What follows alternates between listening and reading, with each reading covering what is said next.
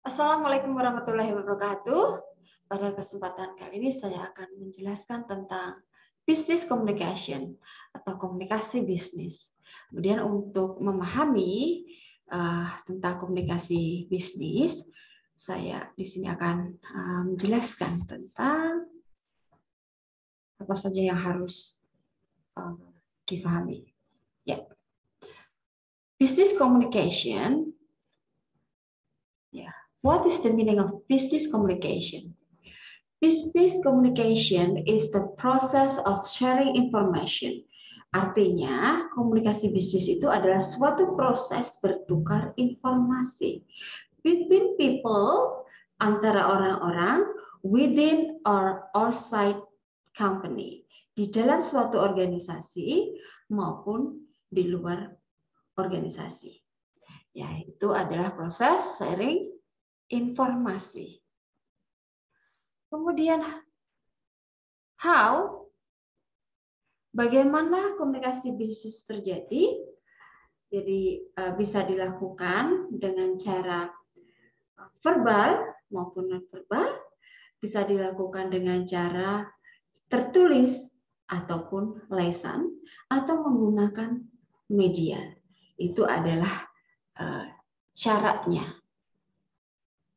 Kemudian jenisnya di dalam organisasi atau komunikasi internal di dalam suatu bisnis itu ada 3 kategori, yaitu upward communication, downward communication, downward communication, dan lateral communication.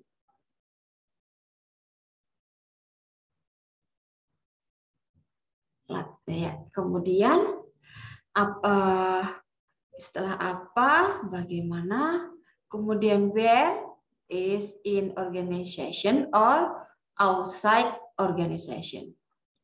Kemudian when, how, where, why. Mengapa? Mengapa komunikasi bisnis itu diperlukan? Tujuannya adalah untuk mencapai tujuan organisasi, agar orang-orang di dalam organisasi itu memiliki kinerja yang tinggi atau memiliki performa yang tinggi, manajemennya memiliki performa yang tinggi, sehingga bisnis tersebut memiliki performa yang tinggi atau memiliki keuntungan yang lebih tinggi. Kemudian di sini saya akan menjelaskan untuk konklusi dari pengertiannya. So the definition is business communication is the process of sharing information in organisasi, ya, within a company and outside a company. So effective business communication, komunikasi bisnis yang efektif is how employees and management interact to reach organizational goals. Artinya, komunikasi bisnis itu menjadi lebih efektif ketika antara pegawai atau karyawan dan manajemen itu bisa berhubungan, berinteraksi untuk mencapai tujuan organisasi. Dan its purpose is to improve organizational practices and reduce errors. Jadi untuk meningkatkan kinerja organisasional dan mengurangi kesalahan. So next, ya ini tadi adalah pengertiannya. Kemudian jenis-jenisnya di dalam internal business communication itu tadi adalah ada upward communication, downward communication, dan lateral communication. Kemudian, apa yang dimaksud dengan upward communication? Ya, tadi ada 3, satu di upward, yang kedua adalah downward communication. Yang ketiga adalah lateral communication. Upward communication. Upward communication adalah proses komunikasi yang terjadi dari bawah ke atas, atau any communication that come from subordinate, dari subordinate kepada manager to manager, or from another person up to the organizational hierarchy. Jadi dari staff kepada pimpinan di atasnya. Misalnya di sini adalah staff, ini berkomunikasi dengan low manager misalnya. Atau dari low manager ke middle manager. Atau dari middle manager ke top manager. Ya, ini arahnya ke atas. This called upward communication. Kemudian yang dimaksud dengan downward communication adalah kebalikannya, dari atas ke bawah, dari top manager kepada middle manager, atau dari middle manager ke low manager, atau manager kepada staff. Nah, ini adalah downward communication, atau yang biasa disebut juga managerial communication. Anything that come from a superior to a subordinate, dari superior kepada subordinate. Sedangkan downward, ya, atau yang disebut maksud saya adalah later downward tadi ya. Downward itu dari upward communication itu dari atas ke bawah, sedangkan downward communication itu dari bawah ke atas, kebalik ya. Downward communication itu dari atas ke bawah. Ya. Kemudian lateral communication atau technical communication adalah antara sejajar, hubungan komunikasi antar sejajar, misalnya dari staff kepada staff, atau dari low manager kepada low manager, atau middle manager kepada middle manager. Any communication that between internal or cross departmental, dari cross department atau antar departemen, atau antar co-workers atau antar karyawan. Itu yang dimaksud dengan lateral communication.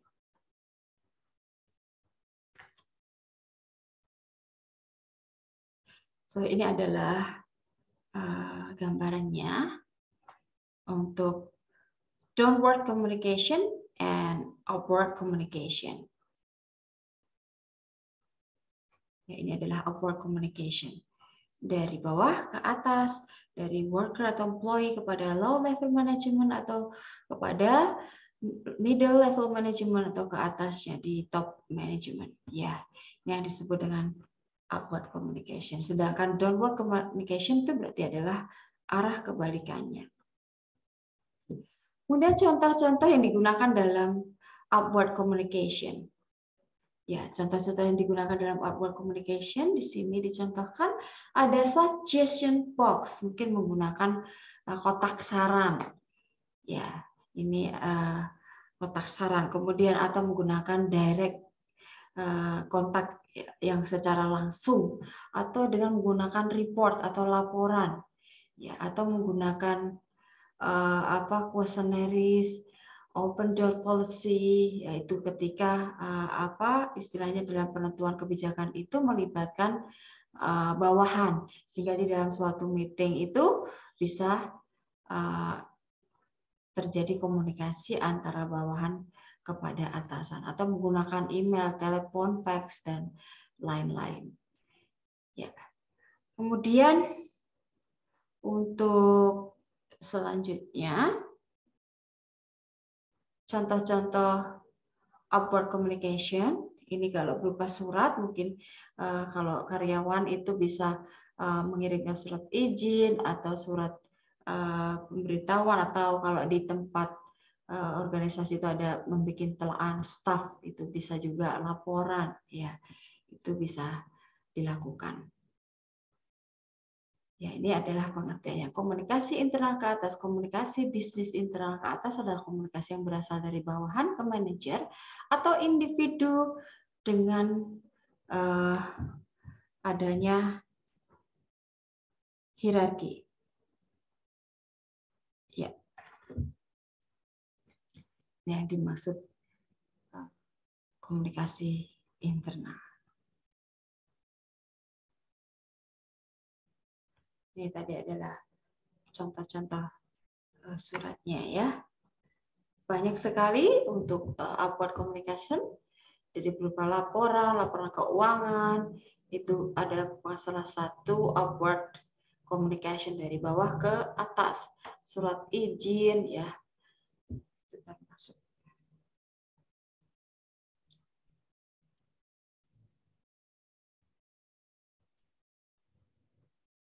Kemudian komunikasi internal ke bawah ya.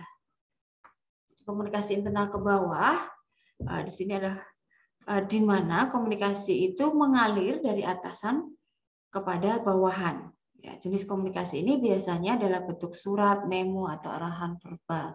Jadi ada namanya itu juga surat perintah, surat tugas, ya, SK itu adalah bentuk komunikasi dari atas ke bawah, atau dalam bentuk arahan langsung dalam suatu meeting atau direct pada saat bertatap muka.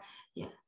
Saat berkomunikasi dengan karyawan, pemimpin harus menjaga komunikasi agar tetap profesional dan jelas. Ya, contohnya dari jenis komunikasi ini dapat mencakup memo tentang prosedur operasi, itu namanya SOP yang harus dilakukan oleh karyawan. Salah satu contohnya seperti itu.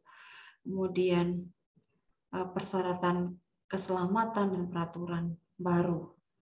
Itu adalah komunikasi dari atasan ke bawahan. Kemudian komunikasi bisnis internal lateral. Ya, komunikasi internal lateral terjadi ketika di antara karyawan di tempat kerja saat ini ada banyak cara karyawan dapat berkomunikasi seperti chatting, pesan, email. Ya, jenis komunikasi ini dapat berada di dalam suatu atau di antara departemen yang satu dengan yang lain ya, lebih teratur daripada jenis komunikasi lainnya. Selain itu, sering komunikasi di antara karyawan memainkan peran penting dalam keterlibatan produktivitas karyawan. Jadi media komunikasinya itu lebih luas ya. Mungkin juga bisa dilakukan dengan cara obrolan atau ketemu langsung. Ya, kemudian komunikasi eksternal. Komunikasi eksternal adalah komunikasi bisnis yang setiap komunikasi yang terjadi dengan pihak luar atau seperti pelanggan, prospek, vendor, atau mitra tidak seperti komunikasi internal. Komunikasi eksternal terjadi secara kurang teratur. Ya. Ini adalah contoh media yang digunakan, yaitu di internal communication. Ini menggunakan misalnya pakai intranet, email, meeting, training, newsletters, dan phone calls. Ya, kemudian untuk eksternal itu menggunakan iklan, new release, atau mungkin pakai surat kabar, conference, atau televisi, speaking, engagement. Ya, ini. Kemudian keduanya ini bisa dipakai, itu website, sosial media, flyer, event, dan fotografi. Kemudian komunikasi eksternal itu biasanya terjadi di antara organisasi atau suatu perusahaan kepada customer, ya, kepada vendor, kepada media, kepada lawyer, kepada tax department, kepada shareholder, kepada insurance company atau importer atau semua pihak-pihak yang berasal dari luar perusahaan. Ya, ini adalah petanya. Kemudian tipe-tipe komunikasi. Ya, di sini kok tipe komunikasi, communication based on parties involved. Ya, itu terdiri dari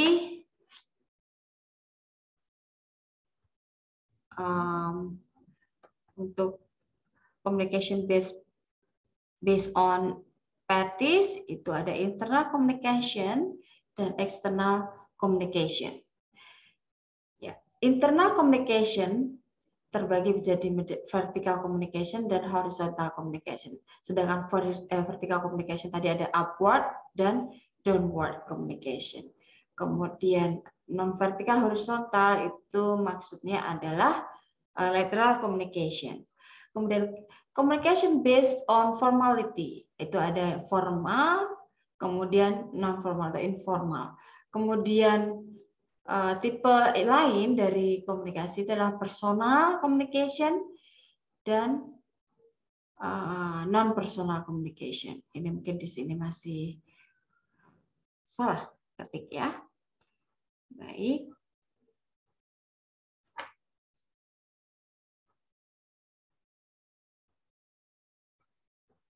Kemudian untuk tipe komunikasi lisan dan tulisan juga termasuk jenis komunikasi yang bisa dilakukan. Oral itu artinya lisan. Nah, ini ada face-to-face discussion atau berkomunikasi secara face-to-face tatap muka. Kemudian verbal instruction. Verbal instruction itu adalah perintah secara verbal langsung. Kemudian message atau pesan itu bisa lewat disampaikan secara lisan melalui orang lain, disampaikan. Kemudian telepon ini bisa langsung berkomunikasi verbal ya. Kemudian telepon, intercom, meeting, conference atau seminar, speech itu pidato dan yang lainnya. Kemudian written communication atau komunikasi tertulis itu bisa dengan notice itu catatan atau circular. Circular itu apa yang dimaksud dengan circular saya belum paham.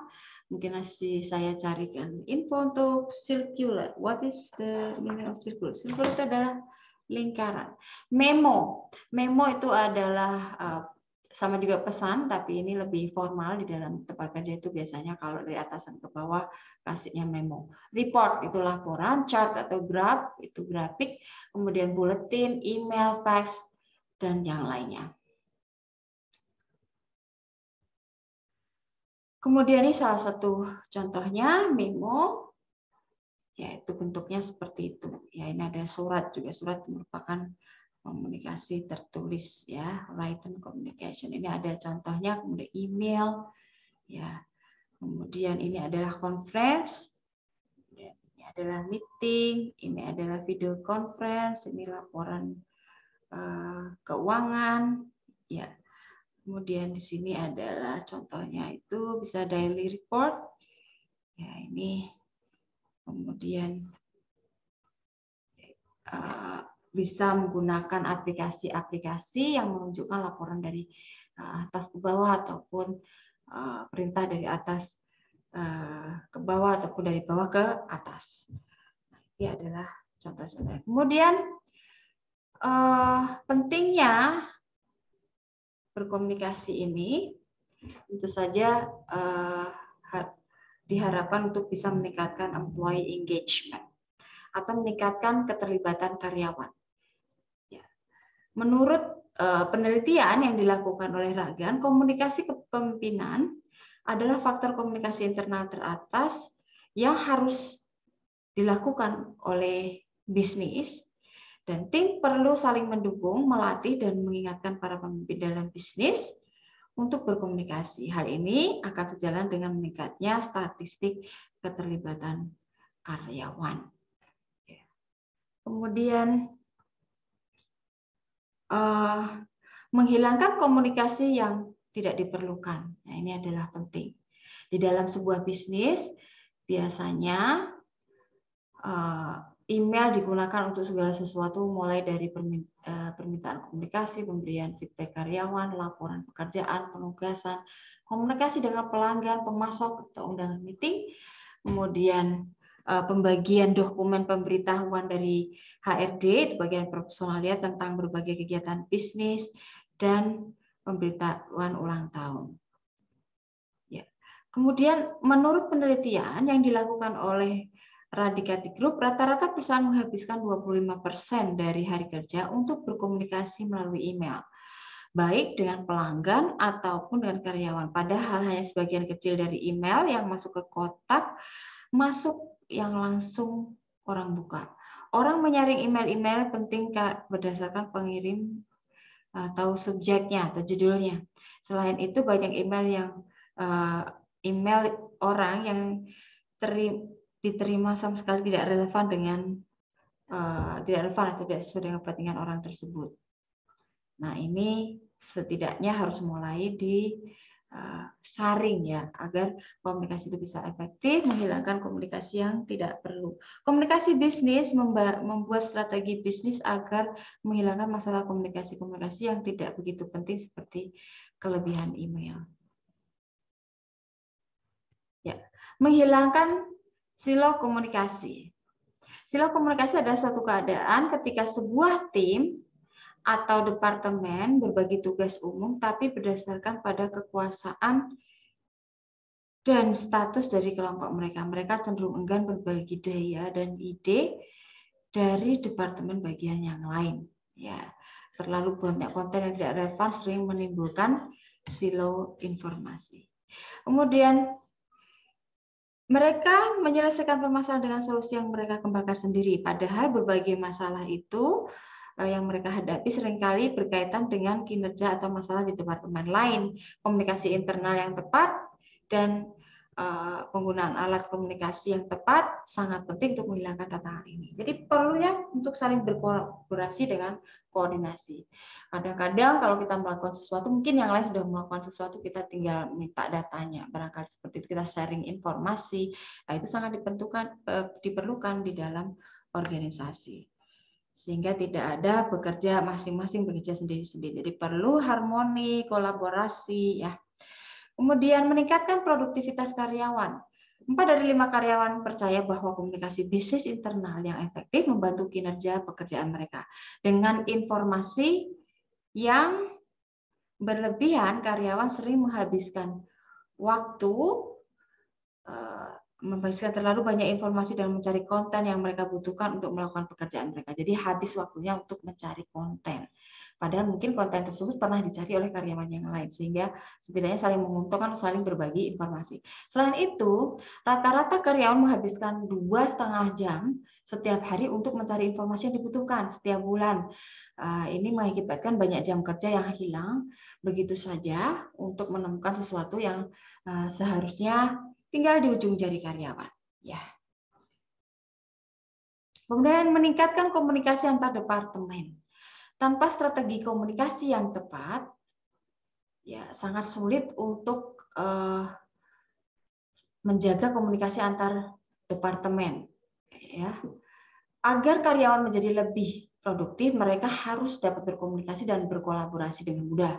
Misalnya, research department Anda harus berada di halaman yang sama dengan marketing team Anda dan business office Anda harus sejalan dengan IT department. Jadi ini pentingnya komunikasi yang tepat di antara departemen. Kemudian meningkatkan komunikasi dengan karyawan melalui work from home. Ya. Kini work from home sedang menjadi solusi atas pandemi ya. Beberapa masih work from home dan beberapa juga sebagian masih bekerja dari office berdasarkan kondisi lokasi masing-masing. Mungkin ini cara kerja yang akan berkelanjutan sampai dengan masa pandemi berakhir. Kemudian Global Mobile Workforce Forecast Update memperkirakan lebih dari 40% dari penduduk di dunia yang harus bekerja pada tahun 2022. Ya, ini perkiraan. Apalagi di negara maju seperti AS, angkanya bisa menjadi 75%. Kemungkinan pekerja work from home akan lebih besar dibandingkan sebelumnya. Ini berarti jenis komunikasi kepemimpinan dan pendekatan manajemen baru diperlukan. Ya, koordinasi antar perbedaan zona waktu, berkoordinasi antar lintas zona waktu, silo informasi, dan mengatasi kendala bahasa budaya hanyalah beberapa tantangan komunikasi yang dihadapi tim terpencil. Selain itu, jarak sering mempersulit anggota tim untuk merasa seperti tim. Ya. Komunikasi bisnis internal yang lebih baik dapat memiliki dampak positif yang signifikan pada bagaimana tim work from home untuk berkolaborasi dan merasa menjadi bagian dari bisnis. Nah, kemudian, untuk mengurangi turnover karyawan, perusahaan dengan karyawan yang terlibat puas menikmati tingkat turnover, artinya pergantian keluar masuk karyawan dalam suatu perusahaan, ini jauh lebih rendah. Ya. Untuk menarik dan menjaga generasi milenial dan generasi muda di tempat kerja agar tetap mereka bekerja di tempat tersebut lebih loyal, ya. Di sisi lain, terlalu banyak informasi yang tidak relevan sering menyebabkan stres, kemudian pelepasan, frustasi, dan retensi karyawan. Ya. Kemudian meningkatkan upaya berbagi pengetahuan. Nah, ini penting. Salah satu tujuan utama yang dicapai oleh perusahaan dengan berinvestasi dalam komunikasi internal adalah untuk meningkatkan praktik terbaik berbagi pengetahuan atau berbagi pengalaman atau berbagi informasi. Di dunia di mana karyawan terus tumbuh dan belajar hal baru, pebisnis perlu mengaktifkan berbagai pengetahuan yang mudah di dalam bisnis mereka. Ya. Demikian pertemuan pada kali ini, dan kita akan sambung di sesi berikutnya.